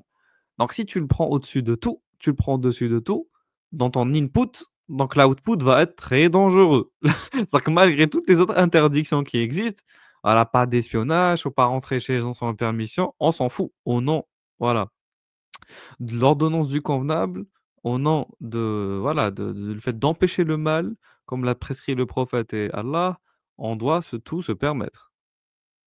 Comme l'urf, la prise en compte des coutumes et d'autres. D'accord. Ah, Et donc, voilà, les différents. Donc, l'ijma, la définition, on parlait de consensus. Est-ce qu'il y a plusieurs définitions? Voilà, est-ce que vous pouvez développer là-dessus? Alors, il y a évidemment plusieurs définitions et je pense que les vrais débats sur l'ijma, alors il y a des débats entre les islamologues où, par exemple, Kamil Mansour considère que vraiment l'avènement de l'ijma se fait beaucoup à la période de Shafi'i, qui est considéré par beaucoup d'auteurs, c'était le cas de Joseph Chart et d'autres, comme un peu le fondateur des usul al-fiqh, des fondements du droit musulman. D'autres considèrent qu'en fait, il y avait déjà beaucoup de production avant, notamment avec des savants irakiens qui avaient déjà produit à ce niveau-là, et que finalement, l'imposition des usul al-fiqh tels qu'on les connaît ou leur normalisation, leur généralisation s'est faite plus tard. Hein, c'est ce que dit Wael Halak, par exemple, l'islamologue qui est professeur à l'université de Columbia. Donc là, il y a ce débat déjà sur la question de la chronologie. Et ensuite, donc, Donc, la définition, alors, rappelez-nous, c'est quoi précisément? par rapport à l'ijma, dans les premiers temps, il y a eu des débats. Par exemple, Shafi'i parlait à un moment donné plutôt d'un consensus de toute la communauté. Certains parlaient, dans l'école malikite, on parlait du consensus des savants de Médine. Certains parlaient du consensus seulement des compagnons du prophète. Mais dans l'histoire longue du droit musulman, l'idée c'était le consensus des juristes musulmans, des savants musulmans, à travers l'histoire. C'est l'idée que sur certaines questions, il y a eu un consensus de savants. Donc, il n'y a pas de limite de temps pour déterminer un consensus en question. Il n'y a pas de limite de temps ou d'espace. Alors, certains parlaient de Médine, etc. Donc, ça, c'est une limitation d'espace. Le consensus des compagnons, donc il y a une limitation aussi dans le temps et l'espace, parce que les compagnons ont vécu à une période et sont morts ensuite. Mais sinon, il y a pas de, on délimite pas un temps et un espace pour le. Non, alors, la définition dominante du droit musulman historique, classique, de l'ijma, c'est de dire que c'est un consensus qui a été établi par les savants musulmans d'une époque, sur une question donnée, mais qu'ensuite leur avis fera autorité pour toutes les générations postérieures. Et ça contredit pas le principe de dynamisme du fiqh qui justement doit répondre à toutes les questions, ce que vous disiez tout à l'heure sur Iqbal, la citation. Est-ce qu'il n'y a pas une contradiction avec ça? Certains auteurs, justement, ont vu, c'était le cas, par exemple, moi je pense à un juriste égyptien, le Mutawalli, par exemple, constitutionnaliste égyptien, qui disait que pour lui, l'ijma ne devait pas être pris en compte à l'époque contemporaine parce qu'il le voyait comme un outil de sclérose, justement. Mais la manière dont les juristes musulmans voyaient la chose, c'était que l'ijtihad va concerner un certain nombre de questions, qu'on appelle le furu', mais ne touchera pas aux questions qui ont fait l'objet d'un consensus. Donc c'est l'idée, c'est la limite entre le contingent et l'immuable. Voilà, donc ce qui a été entériné par l'ijma rentre dans la catégorie de l'immuable, selon en tout cas cette définition. Peut-être des exemples pour que notre public comprenne mieux. Voilà, l'ijma, c'est quoi? Bon, par exemple, ça concerne aussi les points du dogme, les éléments de la pratique, religieuse comme la prière. Tout à fait. Alors déjà, voilà, par exemple, on évoque les 5 piliers de l'islam, la prière, certains grands interdits, l'obligation de la zakat, l'interdiction, je sais pas, de la consommation de porc, etc. Et ensuite, il y a un débat sur la réalité ou non de l'ijma. Notamment, il y a des savants contemporains qui ont dit voilà, il y a eu beaucoup de juristes musulmans sur ce sujet qui ont prétendu qu'il y avait un ijma, mais qui vont démontrer qu'en fait, il y avait d'autres avis. Et que donc, il y avait une prétention à l'ijma qui n'était pas fondée. Mais le problème dans ce qu'il dit, même quand il te dit interdiction du porc, mais le problème c'est que même ça, c'est que ça dépend du contexte en fait. Exact. Et en fait, c'est là où elle est l'absurdité de ce qu'ils disent. Ils te disent, on réfléchit en termes d'absolu, mais il n'y a jamais d'absolu, puisqu'en fait, il est toujours relatif à un toujours du contexte. relatif, parce que tu peux manger du porc en cas de nécessité, et la nécessité lève l'interdiction. C'est une maxime juridique, bien sûr. Exactement. Et surtout, mais le problème, c'est comme on avait vu avec professeur Yacine, c'est-à-dire, est-ce que tu vas taper un barbecue, hein, ou est-ce que tu vas taper juste de quoi tenir jusqu'à la prochaine ville? C'est pas la même chose. C'est ça. Et surtout, comme on sait, hein, premier hadith de Nawawi, les actes ne valent que par leurs intentions, mec. Ouais. Donc, ils te disent la nia, le truc, nanana, bref, vous connaissez l'histoire. Mais encore une fois, juste pour revenir sur le point de ce qu'il disait, oui, on est d'accord sur l'interdiction. Oui, l'interdiction parce que, et on revient à ce que Mamari disait, il y a, comment il appelle ça? Les situations. Attends, comment il dit déjà? Le régulier et l'irrégulier, c'est ça? C'est ça, Est-ce que tu es exactement. dans une situation régulier, quelque chose de régulier, ou irrégulier? Mais C'est encore une ça, fois, c'est question de l'habituel contexte. est Voilà, l'habituel c'est et question de contexte. c'est ça, l'habituel et l'inhabituel. Dans un cas habituel, comment tu es censé réagir? Tu es pas censé manger de porc. Dans un cas inhabituel, ben, tu es malade, et la seule nourriture qui peut te guérir, par exemple, c'est de la nourriture de porc, ben, pour pas mourir, ben, tu es obligé d'en manger. Exemple, imaginons que ça se passe, dans un cas hypothétique ou dans un cas hypothétique comme l'a présenté le cheikh Yassine, n'est-ce pas? Tu es dans le désert, tout ce que tu as, c'est un porcelet. Ah ben, tu pas le choix, tu bouffes, mais tu bouffes pas tout et surtout tu prends pas plaisir à le bouffer. Voilà. Ben, tu prends vraiment ce qu'il faut, le temps, comme a dit Ruben, d'avoir assez d'énergie pour aller rejoindre le village le plus proche. Et là, c'est intéressant. Donc il a dit, il y a des juristes qui ont dit: «Voilà, une fois qu'il y a eu ijma sur, une question, c'est bon, c'est fini». Il entre dans l'immuable, il entre dans ce qui bouge plus. Voilà, par exemple, il rentre dans ce que les hadiths ont rendu interdit ou ont rendu obligatoire, ou il rentre dans ce que les versets du Coran ont rendu obligatoire, ou, oui, il y a pas de port dans le désert, mais c'était l'exemple de Cheikh Yassine, c'est pas ma faute, moi. Peut-être que dans son exemple, il a pas pris le concept de réalisme. Il était dans un concept idéaliste où il pouvait mettre tout ce qu'il voulait dedans, on s'en fout. Dans une forêt perdue où il y a il y a pas de fruits, il y a rien de comestible à part un porcelet. En tout cas, tout ce que je voulais dire, c'était que, donc l'ijma', à partir d'un certain moment, te tu m'as fait perdre le fil de la discussion. Enfin, à un certain moment, il se fixe, voilà, il se fige et il a force d'autorité comme peut l'avoir le Coran et le hadith. Sauf qu'ici, il te dit: «Oui, mais il y a des savants qui ont inventé des ijma'». Parce qu'ils ont fait quoi, Ruben? Ils ont fait comme il a dit au début, ils ont caché, mec, ils ont mis sous silence les avis minoritaires. Donc si tu mets sous silence un avis marginal et minoritaire qui conteste, donc il remet en question l'ijma', c'est malhonnête. C'est qu'en vrai, il y avait pas d'ijma'. Ijma, pour ceux qui n'arrivent pas à traduire, c'est consensus. En fait, ce que faisaient avant des savants, c'est qu'ils allaient cacher des avis minoritaires pour justement légitimer, les consensus sur certains sujets et pousser et valider leur fatwa. Ce qui est injuste parce que s'il y a pas consensus, il faut être honnête, il y en a pas. C'est pas à peine de cacher les avis minoritaires. On était plutôt dans un avis majoritaire, tu vois, mais qui n'était pas Voilà. consensus. Donc Il n'y a pas l'unanimité, c'est à la voilà. majorité. Donc ça, c'est la première méthode qui a été utilisée pour un peu remettre en cause certains consensus. Ensuite, il y a eu toute une réflexion de certains savants contemporains. Donc je cite dans mon livre Mahmoud Chaltout, je cite Al Al-Fassi, le savant marocain, et beaucoup d'autres, Mustafa Zabra était aussi de cette opinion, qui disent non, l'ijma, ils reconnaissent que c'est une autorité importante du droit musulman parce qu'elle permet à un moment donné de l'histoire de donner une autorité et une uniformité au droit. C'est un garde-fou aussi contre les dérives Tout possibles à fait. de certains avis marginaux et peut-être folkloriques. Exactement. C'est un peu ça. C'est un garde-fou et ça permet aussi de fixer le droit à un moment donné, de lui donner une stabilité. Et c'est là qu'il y a une divergence entre à la fois les penseurs musulmans et les islamologues, où certains ont vu dans l'ijma un outil de sclérose, d'autres un outil de dynamisme. Par exemple, Henri Laoust, le célèbre islamologue français, voyait dans le consensus à la fois la possibilité en germe de continuité et de changement. Louis Miliau parlait du vox populi de l'islam ou du magistère de la Oumma. Donc il avait un regard positif par rapport à ce que pourrait apporter le consensus. Abdelwahab Khalaf, savant musulman et juriste musulman contemporain, voyait aussi, Ah, déjà, il parlait d'un outil fertile qui permet donc de Mmh. la Vox Populi, ça c'est pour Bassem, mec. Pour Bassem. Exactement, exactement. faire bouger le droit. Parce qu'en fait, finalement, l'ijma, qu'est-ce que c'est? Ça va être la validation d'un ijtihad. Donc l'ijtihad, à la base, c'était un renouveau du droit, qui va ensuite être fixé pour lui donner une autorité incontestable ou quasi incontestable selon les Ah, définitions. déjà. Mais donc je reviens sur ce que je disais par rapport au savant que j'ai cité. Il y a le fripon qui demande si c'était la vidéo du poulet rôti dans le désert. Oui, c'est ça là. Oui, oui, Oui, oui. celle-là, oui, oui. Exactement. Mais là, pour le coup, ça part du porc.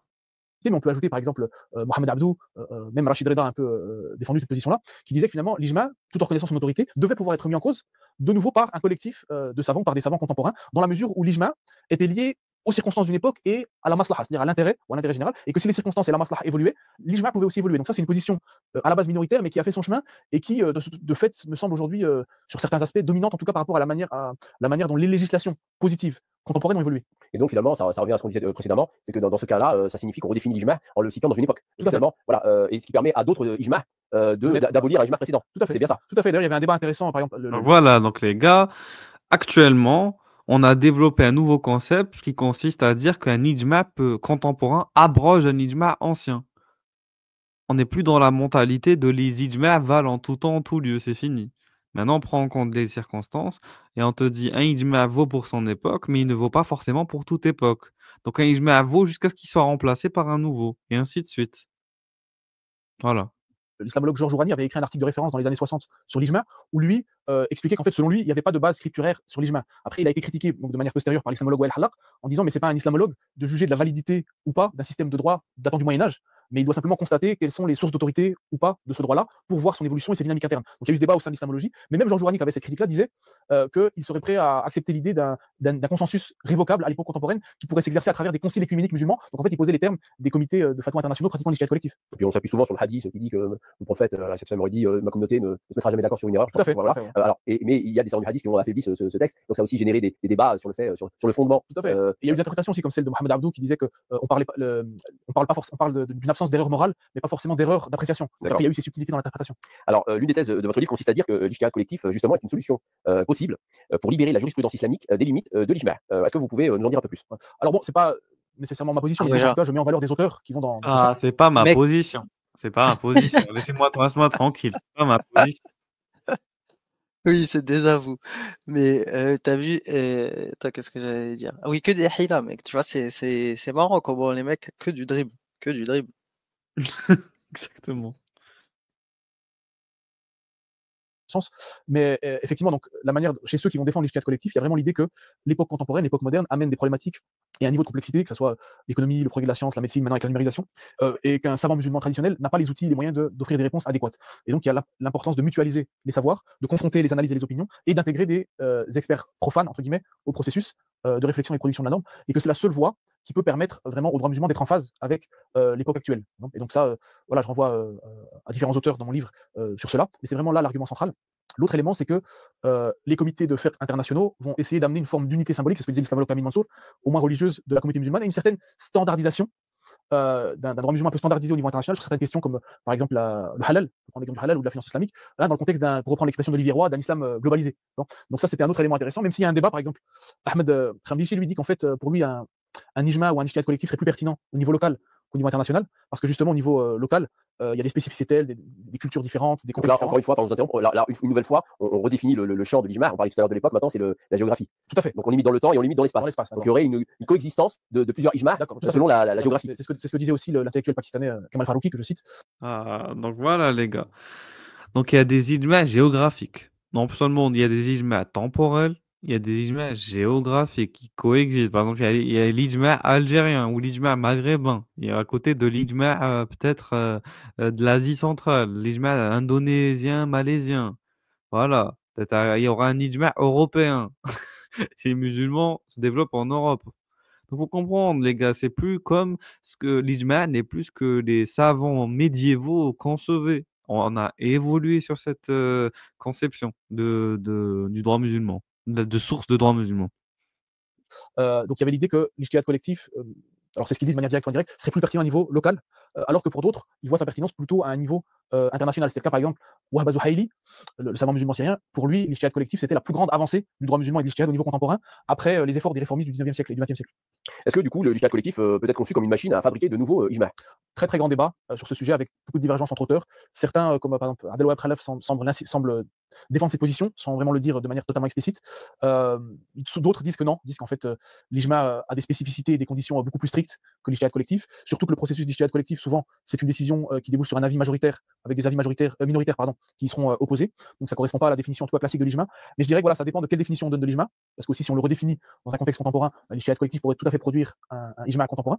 Donc il y a des débats là-dessus, mais certains considèrent effectivement que l'ijtihad collectif pourrait être la voie pour produire un ijma contemporain et permettre donc un renouveau du droit. Et l'ijma pourrait donner, ça c'est Mohamed Hashim Kamali qui notamment développé là-dessus, l'ijma donne une autorité à un avis juridique qui va le rapprocher de l'autorité, par exemple, qu'aura un texte de la Sunna ou du Coran. Et donc, dans ce sens-là, l'outil de l'ijma garde une pertinence parce que certains, je pense à des penseurs plus libéraux comme Mohamed Shahrour, considèrent vraiment que l'ijma c'est un outil de sclérose dépassé et qu'il faut pratiquement s'en débarrasser, mais d'autres voient une pertinence. Et moi, il y a un exemple que je cite dans ma conclusion, où là on voit tout l'intérêt notamment de l'ijma, et aussi, moi je fais une suggestion sur la question de l'ijtihad collectif, c'est sur la question de l'abolition de l'esclavage. Et justement, il y a tout un débat parce qu'on sait que même si l'islam a promu la libération des esclaves et l'émancipation des esclaves dans un contexte où l'esclavagisme était la norme mondiale, il n'a pas été aboli techniquement dans le droit musulman, et il a continué à être pratiqué à travers l'histoire, avec un droit musulman qui n'interdisait pas, qui fixait des restrictions, mais qui n'interdisait pas. Et est venu à l'époque contemporaine une interdiction de l'esclavage dans de nombreux pays. On a eu une interdiction fin du 19e en Tunisie, on a eu l'Arabie Saoudite au XXe siècle, jusqu'à ce que finalement tous les pays musulmans abolissent l'esclavage en signant notamment les conventions internationales. Et là, moi donc, Donc du coup, c'est plus une question, bon, à part en Mauritanie ou dans certaines régions, mais ça reste quand même assez extrêmement limité. Ça reste extrêmement limité. Après, il y a la question de l'esclavage moderne, C'est ça. que j'évoque. Et il y a aussi, par exemple, à un moment donné, des groupes extrémistes comme Daesh qui avaient pratiqué l'esclavage de manière en plus très brutale et très violente. Et donc, moi, j'ai. En s'appuyant justement sur la jurisprudence classique. Tout à fait, tout à fait. Et donc, à ce niveau-là, moi, je fais référence à deux sources. Une première, c'est celle de l'islamologue Bernard Freeman, qui a écrit la préface de mon ouvrage, qui lui avait été un des premiers dans un article scientifique publié dans une revue américaine à évoquer le rôle de la maslaha dans l'abolition de l'esclavage, et d'évoquer aussi l'existence d'un ijma contemporain interdisant l'esclavage. Ensuite, il y a eu des débats sur ça, et il y a eu le livre du cheikh syrien Mohamed El Yaroubi, qui disait que, un livre où il réfutait théologiquement les arguments de Daesh, pour expliquer qu'ils étaient contraires à l'islam, etc. Et dans son livre, à un moment donné, il dit que rétablir l'esclavage comme l'a fait Daesh, c'est contraire au principe de l'islam, c'est haram, etc. Il explique pourquoi. Et à un moment donné, il dit qu'il y a eu un consensus de la Oumma qui interdit l'esclavage, et donc le pratiquer est contraire à ce consensus, donc contraire à l'islam. Et quand il parlait de ce consensus, il faisait référence à quoi? Au traité signé au XXe siècle par les pays musulmans? Parce que dans le droit musulman classique, il existe encore l'esclavage. Tout à fait. Donc de quel ijma il parlait en fait? Alors, savant syrien. Tout à fait, donc ça c'est un point intéressant, parce que justement sur cette possible ambiguïté, elle a été évoquée par le professeur Jonathan Brown, professeur à l'université de Georgetown aux États-Unis, qui a écrit un livre qui s'appelle Islam and Slavery, l'islam et l'esclavage, et il dit mais peut-être que Yaroubi en fait il parle du consensus simplement de fait au sens où il y a eu un consensus, mais pas au sens technique du droit musulman. Donc moi j'ai interviewé pour ma recherche le cheikh El Yaroubi pour demander des clarifications. Il m'a dit non, j'utilise le terme d'ijma au sens du droit musulman. Pourquoi?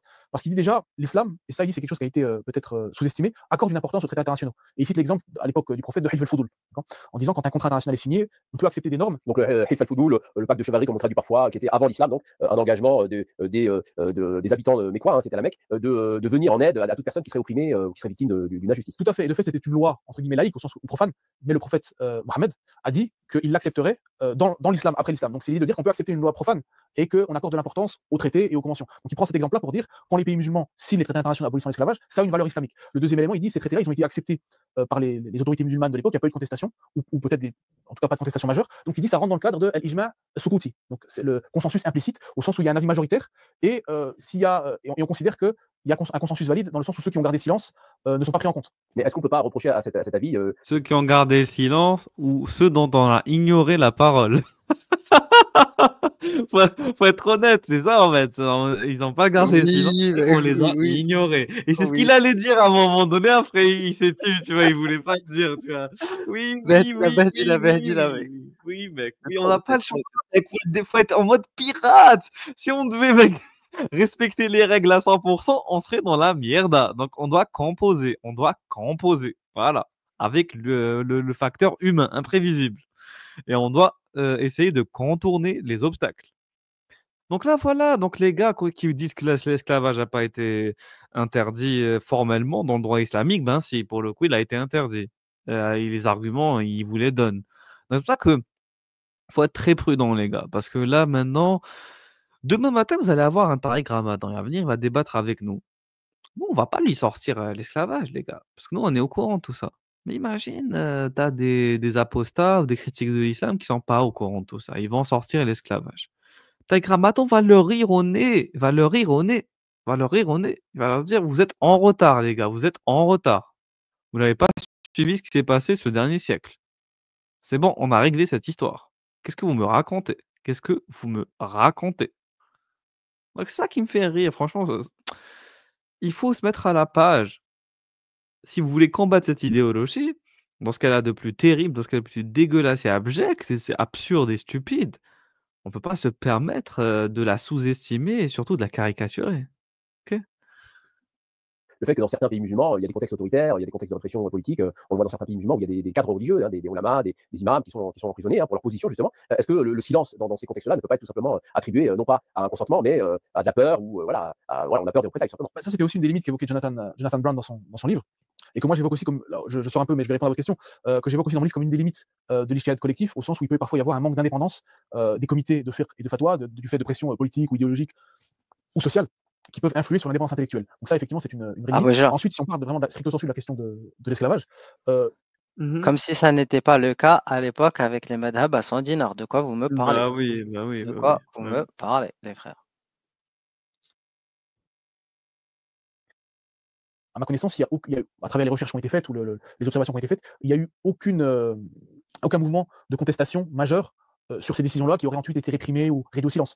Donc après, il faut voir au cas par cas ce qui a existé ou pas. Donc moi, je pense que voilà, on peut considérer qu'il y a eu un consensus ou une forme de consensus entérinant l'abolition de l'esclavage et que c'est un progrès salutaire pour le droit musulman. Et que moi, je suggère dans le livre que même par l'ijtihad collectif, on devrait aller plus loin en évoquant la question et la problématique, par exemple, du travail forcé des mineurs, la question de tout ce qui relève de l'esclavage moderne.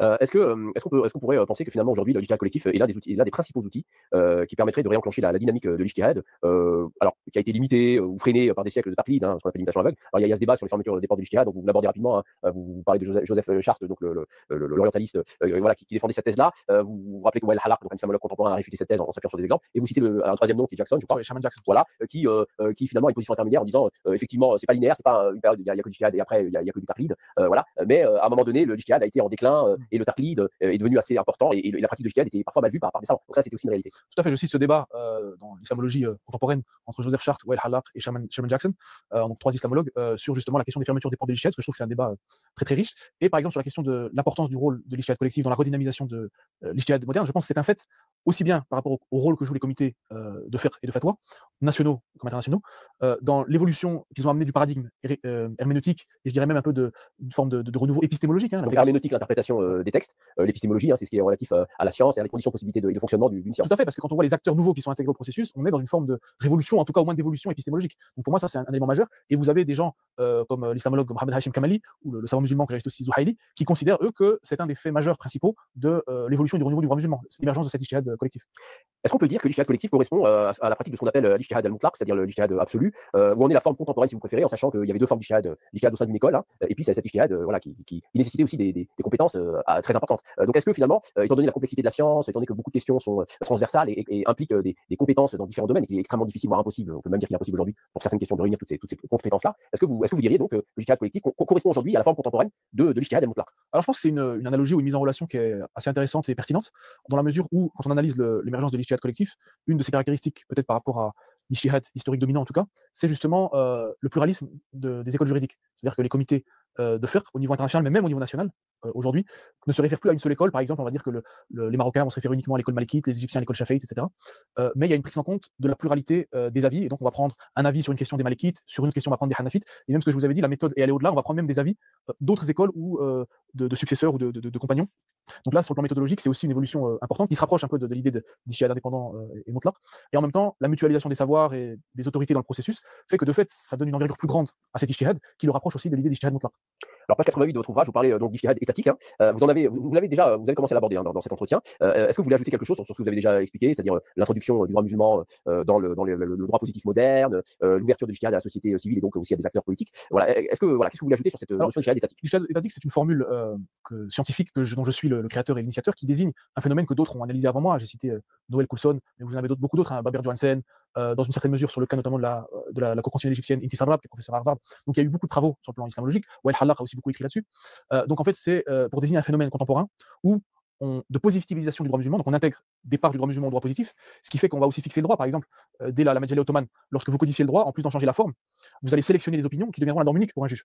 Dans l'époque prémoderne, un qadi, voilà, il allait se référer au livre de fiqh et prendre l'avis qui lui semblait le plus pertinent pour le cas qu'il devait juger. Là, il faut appliquer l'article 1, l'article 2, l'article 10 du code pénal, du code civil, du code du droit de la famille, etc. Donc on est dans un bouleversement important, à la fois de l'autorité, et comme disait l'islamologue Kamil Mansour, quand on parle de réforme du droit musulman, la question de l'autorité est centrale. Donc là, on a un bouleversement de l'autorité. On a l'intégration du droit musulman à un processus tout à fait nouveau. Je vous ai cité tout à l'heure le cas de la Cour constitutionnelle égyptienne, qui me semble aussi être un cas très intéressant.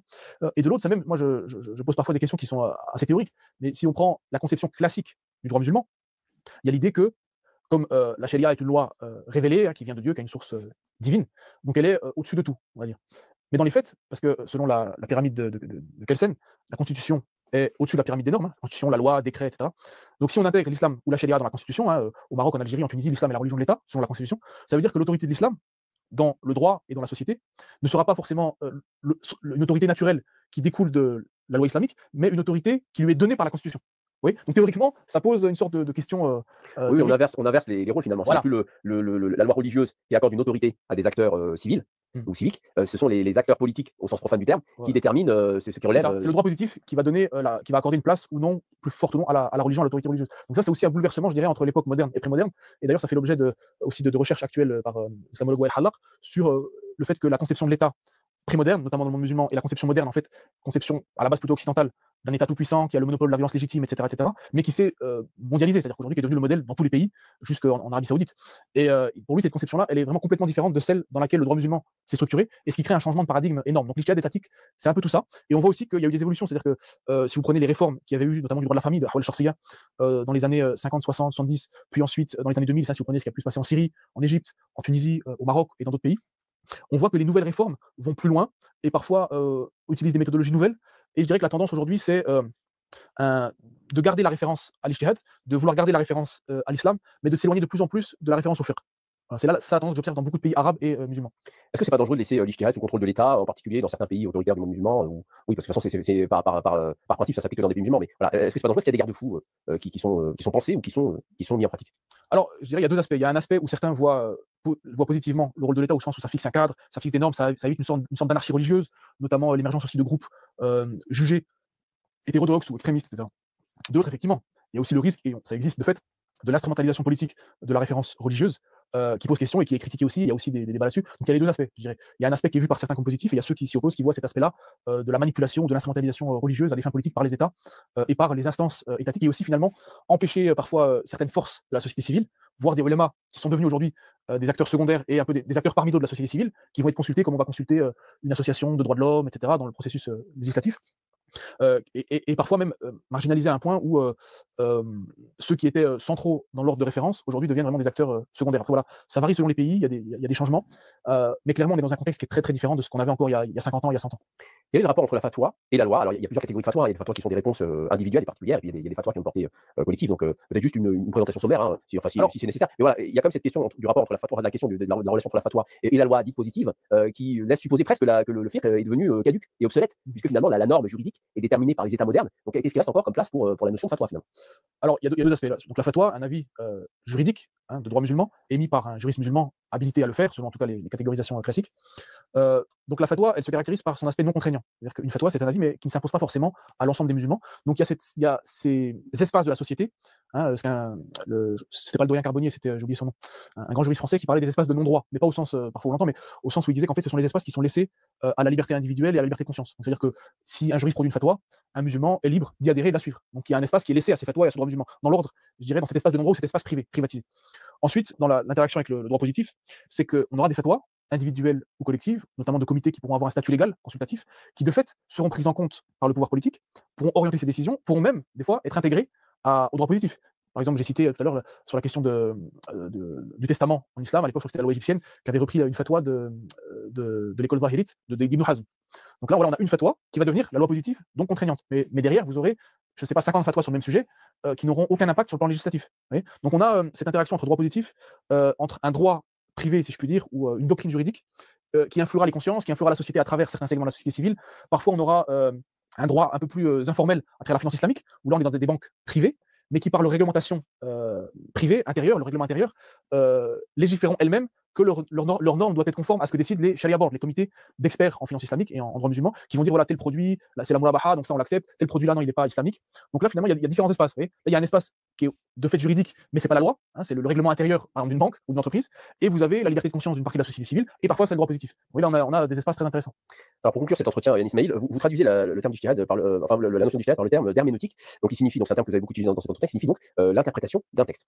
Or, on entend souvent dire que le droit musulman dit que là où il existe un texte, donc c'est-à-dire un verset du Coran ou un hadith, donc les deux premières sources du droit musulman, donc là où il existe un texte avec une prescription, avec une norme claire, il n'y a pas d'ijtihad, c'est-à-dire on va pas essayer de déduire une norme alors qu'il existe déjà une norme bien établie. Donc c'est-à-dire qu'un texte existant s'interprète, donc il faut interpréter puisqu'il faut le comprendre, et donc s'il s'interprète, on va parler donc d'herméneutique, alors que l'ijtihad n'intervient par l'absence de texte. Comment on peut concilier ces deux approches? Alors encore une fois, il y a l'approche, on va dire, théorique sur l'ijtihad. Si on revient à des ouvrages classiques comme celui de Shatibi, où il parle de l'ijtihad, des ouvrages plus récents comme celui de Zuhayli ou de Zarqa, sur aussi la question d'ijtihad et de usul al-fiqh, il y a l'idée de dire que voilà, l'ijtihad a un cadre. En général, voilà, on dit il y a thawabit wal mutaghayyirat. Thawabit, c'est les fondamentaux que l'ijtihad ne peut pas modifier, 5 prières par jour, l'interdiction de ci ou de ça. Et le mutaghayyirat, c'est des choses qui peuvent évoluer en fonction du contexte spatio-temporel. Et donc l'expression la ijtihad ma'a nas, c'était plutôt l'idée de dire que quand il y a un texte qat'i, c'est-à-dire explicite, très clair, qui affirme une norme, là on ne fait pas d'ijtihad, mais si le texte, même du Coran, est dhanni, là il est ouvert à l'interprétation et à différents aspects. Mais même ça, en vérité, quand on regarde l'ijtihad contemporain et le droit musulman contemporain, parfois il y a une raison grise. Parce que par exemple, je vois la plupart des États musulmans, des États modernes, musulmans modernes, ont sécularisé le droit pénal islamique, historique, traditionnel, qui n'est plus appliqué, en tout cas par rapport aux sanctions, dans 99% des pays musulmans. Et beaucoup de ulama ont parfois, par des raisons un peu subtiles, etc., ont tenté de le valider, de valider cette sécularisation. De fait, alors ils ne l'appelleront pas sécularisation, évidemment, ça c'est moi en tant qu'islamologue qui utilise ce terme. Et donc là, pourtant, on parlait de textes clairs, donc après on va avoir des raisonnements subtils, on prend des exemples, par exemple, on prend le fait que Omar ibn Khattab avait suspendu le paiement de la zakat pour Mu'allafat qulubuhum, pour une des catégories des receveurs